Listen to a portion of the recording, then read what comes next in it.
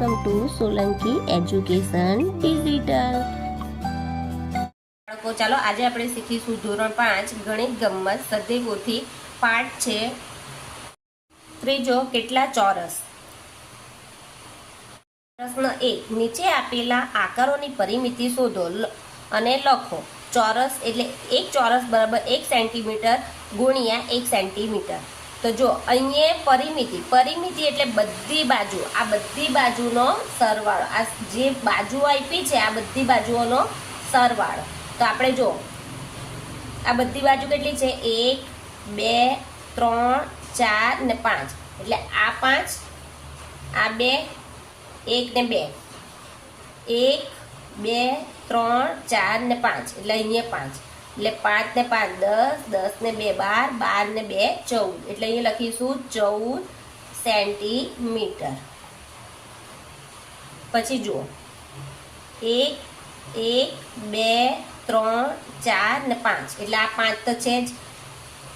1 2 3 4 ને 5, એટલે આ 5 આ સાઈડ 5 ને આ સાઈડ 5, એટલે 5 ને 5 10 ને 5 15 ને 20, એટલે 20 સેન્ટીમીટર.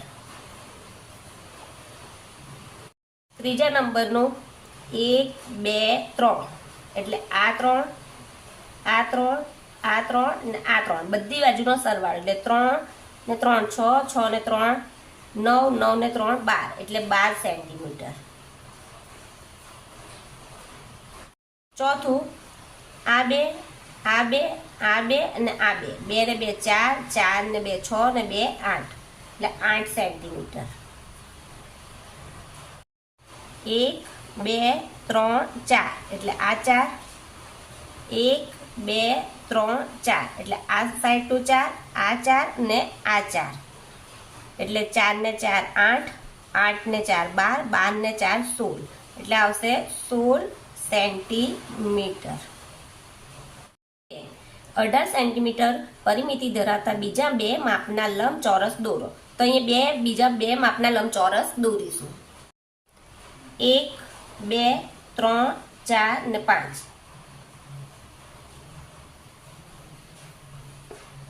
1 2 3 4.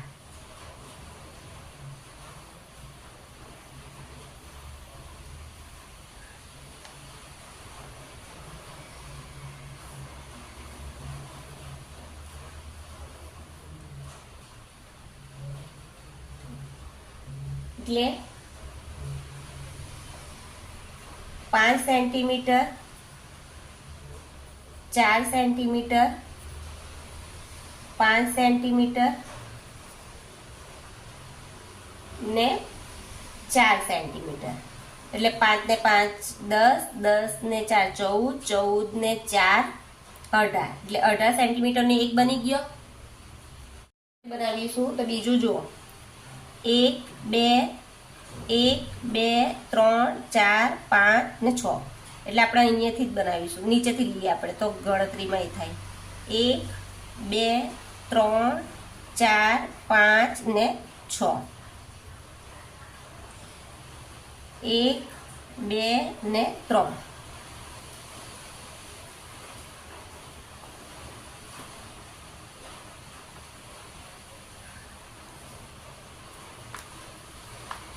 એટલે જુઓ આ 6 સેન્ટીમીટર 6 સેન્ટીમીટર, આ 3 સેન્ટીમીટર ને આ 3, એટલે 6 ને 6 12 12 ને 3 15 15 ને 3 18, એટલે 18 સેન્ટીમીટરના આપણા બે લંબચોરસ બની ગયા.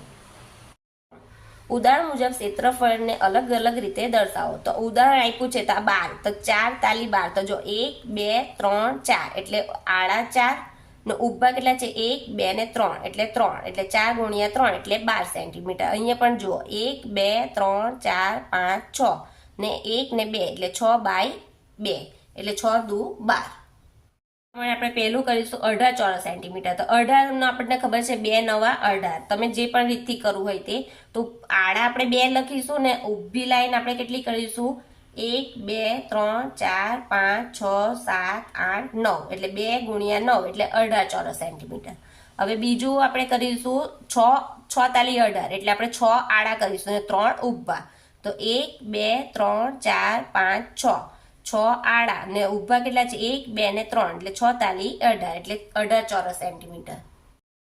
20 ચોરસ સેન્ટીમીટર. તો 20 ને આપણે 5 ચોક 20 આપણને એટલું તો ખબર જ હોય એટલે આપણે 5 આડા કરીએ ને 4 ઊભા. તો 1 2 3 4 ને 5 એટલે 5 ઊભા ને 1 2 3 4 એટલે 5 ચોક 20 એટલે 20 ચોરસ સેન્ટીમીટર આવ્યું. હવે આ પણ આપણે એ રીતે કર્યું છે 10 દુ 20 તો 10 આડી ને 2 ઊભા. તો 1 2 3 4 5 6 7 8 9 10 ને 2 ઊભા 1 ને 2 એટલે 10 દુ 20 24 સેન્ટીમીટર. તો જો અહીંયા મેં 3 8 24 તો 3 આડા લીધા 1 2 ને 3 ને 8 ઊભા 1 2 3 4 5 6 7 8 એટલે 3 8 24 ચોરસ સેન્ટીમીટર.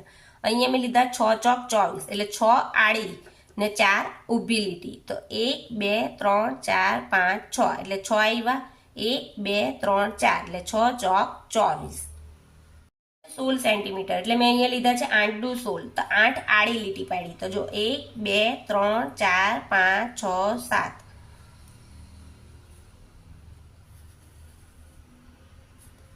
7 ને 1 8 1 2 3 4 5 6 7 ને 8 એટલે 8 આડી લીટી ને 2 ઊભી 1 ને 2 એટલે 8 દુ 16 ચોરસ સેન્ટીમીટર.